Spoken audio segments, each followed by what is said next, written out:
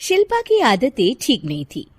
वो ना बोलने से पहले कुछ सोचती और ना ही कुछ करने में। उसकी इस आदत से सभी परेशान रहते। बहन, घर पर मेहमान आए हैं और शक्कर खत्म है, थोड़ी शक्कर दे दो, मैं बाजार जाऊंगी तो ले आऊंगी। अरे शिखा बहन, तुम तो माफी करे, जब देखो तुम्हारे घर में कुछ न कुछ खत्म ही रहता है। अरे शिल्पा, चिल्ला क्यों रही हो? कहा ना घर में मेहमान बैठे हैं, सुन लेंगे। सुन लेंगे तो सुन ले, तुम लोगों की मांगने वाली आदत तो बंद होगी। अच्छा शिल्पा, ना दो शक्कर, लेकिन बात तो अच्छे से करो।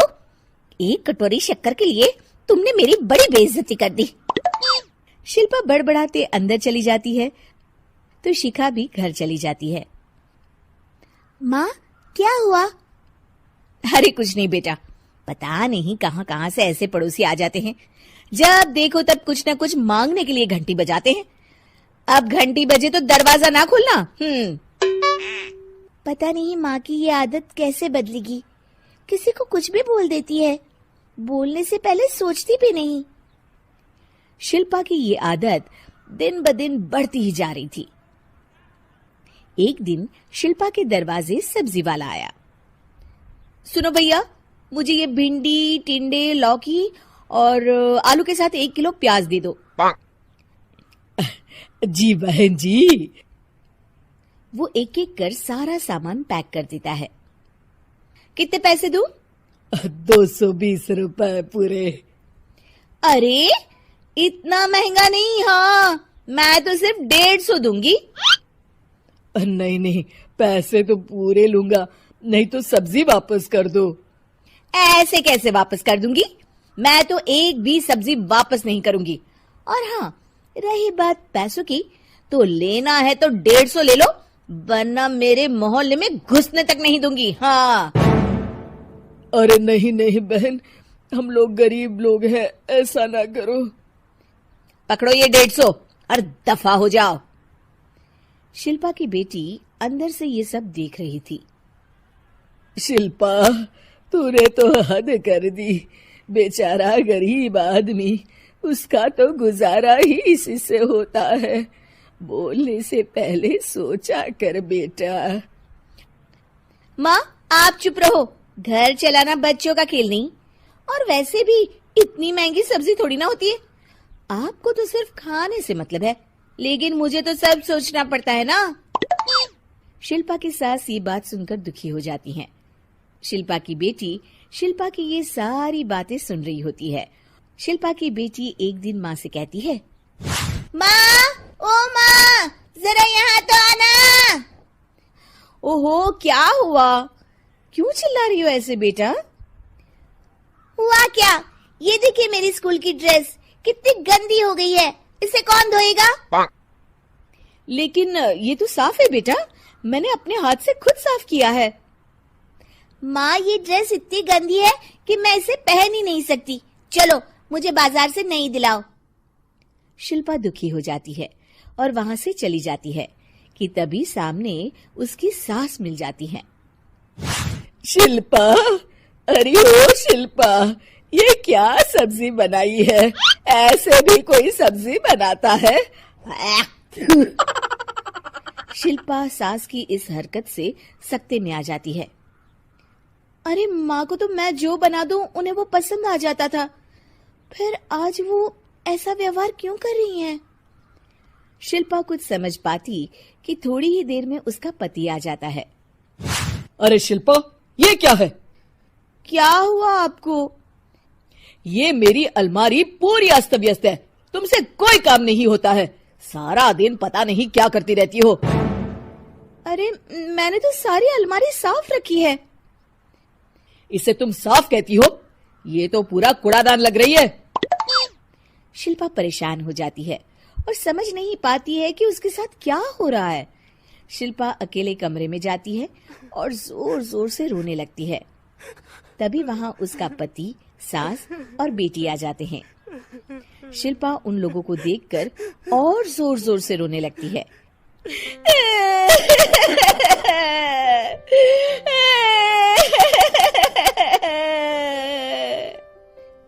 कि तभी उसकी सास उससे कहती है, क्या हुआ?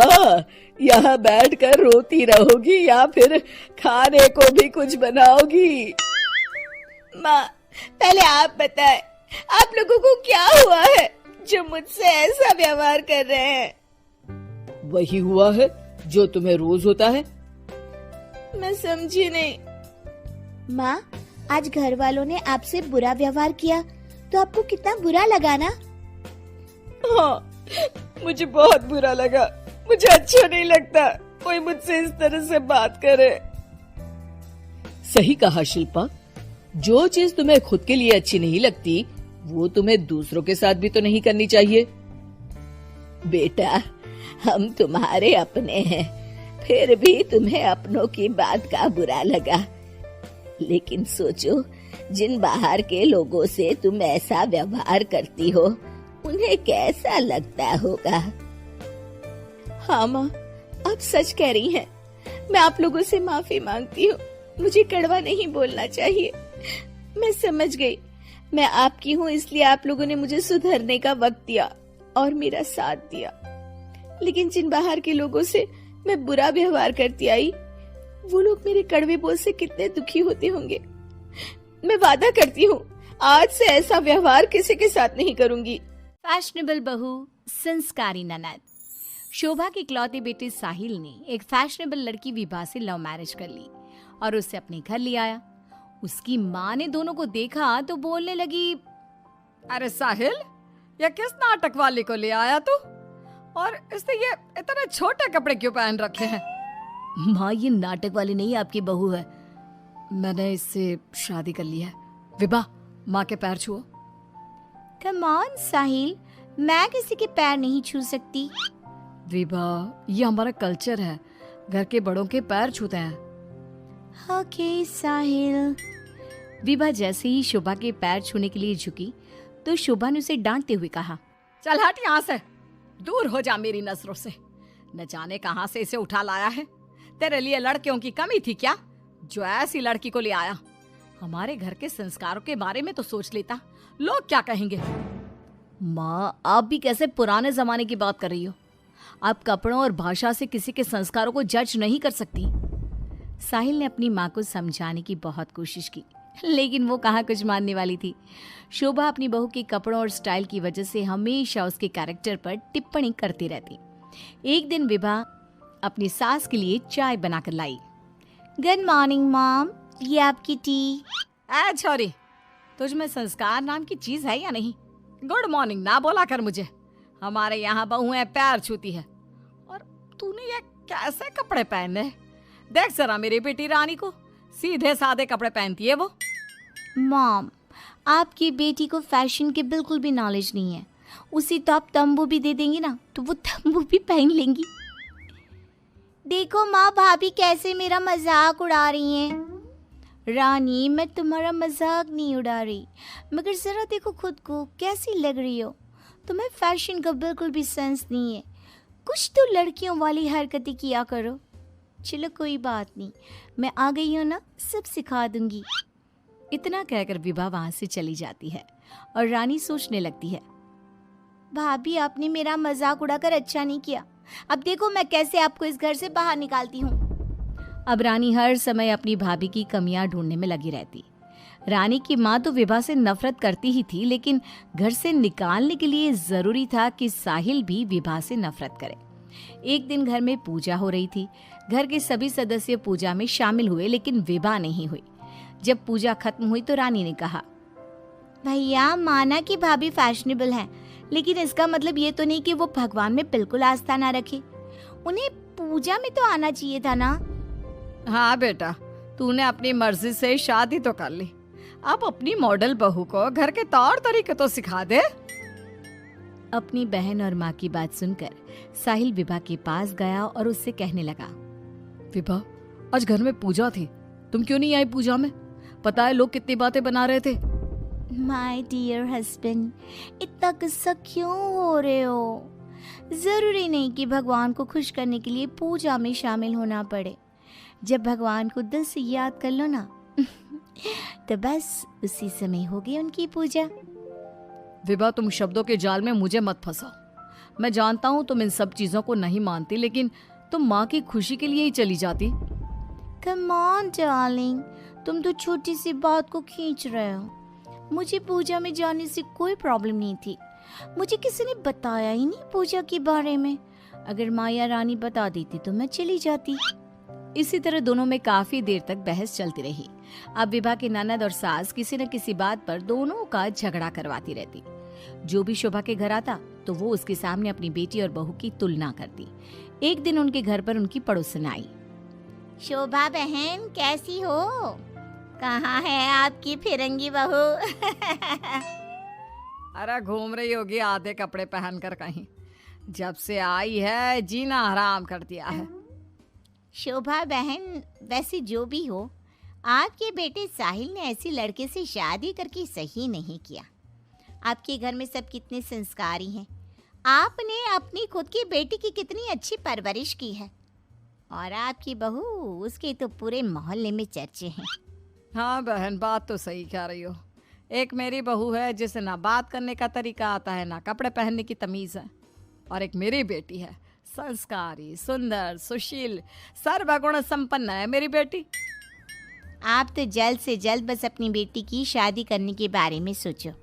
कहीं ऐसा ना हो कि आपकी बहू के चक्कर में आपकी बेटी से कोई शादी ही ना करे। पड़ोसन की बात शोभा के दिमाग में बैठ जाती है और वो रानी के लिए रिश्ता ढूंढना शुरू कर देती है। एक दिन शोभा की तबीयत अचानक खराब हो जाती है। माँ, क्या हो गया है आपको? आप दिन भर अपने कमरे में लेटी क्यों रहती हो? अरे पता नहीं बेटी क्या हो गया है, कई दिन हो गए बुखार आ रहा है। माँ, आपको डॉक्टर के पास जाना चाहिए। ऐसे तो आपकी हेल्थ खराब होती जाएगी। ओ अंग्रेजन, अपनी अंग्रेजी अपने पास रख। माँ किसी डॉक्टर के पास नहीं जाएगी। मैं अभी माँ को काढ़ा बना कर देती हूँ, माँ बिल्कुल ठीक हो जाएंगी। लेकिन रानी, डॉक्टर ब्लड टेस्ट करके बता देगा कि मॉम का फीवर क्यों नहीं उतर रहा। इसी तरह कई दिन हो गए। शोभा का बुखार उतरने का नाम नहीं ले रहा था और रानी उन्हें डॉक्टर के पास जाने नहीं दे रही थी। एक दिन विभा रानी को बिना बताए शोभा को डॉक्टर के पास ले गई। शोभा को 4-5 दिन हॉस्पिटल में रहना पड़ा। इसी बीच विभा ने अपनी सास की बहुत देखभाल की, लेकिन रानी एक बार भी अपनी माँ से मिलने नहीं आई। बहू, मेरी इतनी ज़्यादा तबीयत खराब थी, लेकिन रानी मुझसे एक बार भी मिलने नहीं आई। डोंट वरी मॉम, घर में कोई नहीं है ना, तो वो घर में ही रहती है। अब डॉक्टर ने बोला है कि आप घर आ सकती हैं, तो आप ज़्यादा सोचिए मत। अब शोभा को पहली बार अपनी बेटी और बहू के संस्कारों के बीच का अंतर पता चला। शोभा अपनी बहू को प्यार करने लगी। एक दिन शोभा ने विभा से कहा, बहू, आज शाम को लड़के वाले रानी को देखने आ रहे हैं। रानी और तुम बाजार चली जाओ, खाने का कुछ सामान और रानी के लिए अच्छी सी साड़ी लेकर आना। माँ, मैं भाभी के साथ नहीं जाऊंगी। वो साड़ी दिलाने की जगह कोई स्कर्ट या जींस दिलाकर ले आएंगी। बहू, तू इसे साड़ी ही दिलाकर लाना, ठीक है कि मॉम। रानी और विभा मार्केट के लिए निकल जाती हैं, लेकिन रास्ते में बहुत ट्रैफिक था। पूछने पर पता चला कि एक कार का एक्सीडेंट हो गया है। विभा और रानी ने कार के पास जाकर देखा तो एक लड़का बहुत बुरी तरह से जख्मी पड़ा था। कोई उसकी मदद नहीं कर रहा था। लोग खड़े होकर बस तमाशा देख रहे थे। विभा ने उस लड़की की मदद करना चाहा तो रानी ने उसे रोकते हुए कहा, भाभी, ये क्या कर रही हो? जब कोई इसकी मदद नहीं कर रहा तो हम क्यों करें? रानी, ये क्या बोल रही हो तुम? अगर हमने इसकी हेल्प नहीं करी तो ये मर सकता है। लेकिन भाभी, पुलिस का झंझट कौन संभालेगा? पुलिस उल्टा हमसे ही सवाल जवाब करेगी। वो सब बाद में देखेंगे, पहले इसे हॉस्पिटल पहुंचाते हैं। विभा और रानी उस लड़के की जान बचा लेती हैं और उन्हें घर आने में देर हो जाती है। शोभा उनसे पूछती है, तुम दोनों को इतनी देर क्यों हो गई आने में? देखो शाम होने वाली है, लड़के वाले किसी भी समय आते होंगे। माँ, आपकी लाडली बहू की वजह से देर हो गई। मुझे आज पता चला भाभी को समाज सेवा का शौक भी है। रानी ने पूरी बात अपनी माँ को बता दी। शोभा ने बहू को डांटने की जगह उसकी तारीफ की। वो तीनों बात कर ही रहे थे, तभी साहिल वहां आकर कहता है, माँ, जो लड़का रानी को देखने आने वाला था उसका एक्सीडेंट हो गया है। क्या? ये तो बहुत बुरा हुआ। ठीक तो है ना वो? हमें जल्दी उसे देखने जाना चाहिए। माँ वो ठीक है, उसके घर वाले बता रहे थे कि 2 लड़कियों ने उसे हॉस्पिटल पहुंचाया है। अगर वो उसे वक्त पर हॉस्पिटल ना लेकर जाते तो उसका बचना मुश्किल था। 2 लड़कियों ने? डार्लिंग, हमने भी आज एक लड़की का हॉस्पिटल पहुंचाया था। कहीं ये लड़का वही तो नहीं जो रानी से मिलने आ रहा था। सभी हॉस्पिटल पहुंचे तो ये लड़का वही निकला जिसकी जान विभा और रानी ने बचाई थी। सब ने दोनों की बहुत तारीफ की। रानी ने अपनी भाभी से माफी मांगते हुए कहा, भाभी मुझे माफ कर दो, मैंने हमेशा आपको गलत समझा। अगर आप ना होती तो मैं कभी भी किसी अनजान आदमी की मदद ना करती। डोंट क्राई डियर, हमें अच्छे काम करते रहने चाहिए। साहिल दोनों की बात सुनकर कहता है, देखा रानी, मैं कहता था ना, संस्कार चरित्र में दिखाई देते हैं, कपड़ों और भाषा में नहीं। इसीलिए कभी किसी के कपड़े देखकर उसका कैरेक्टर सर्टिफिकेट नहीं बनाना चाहिए।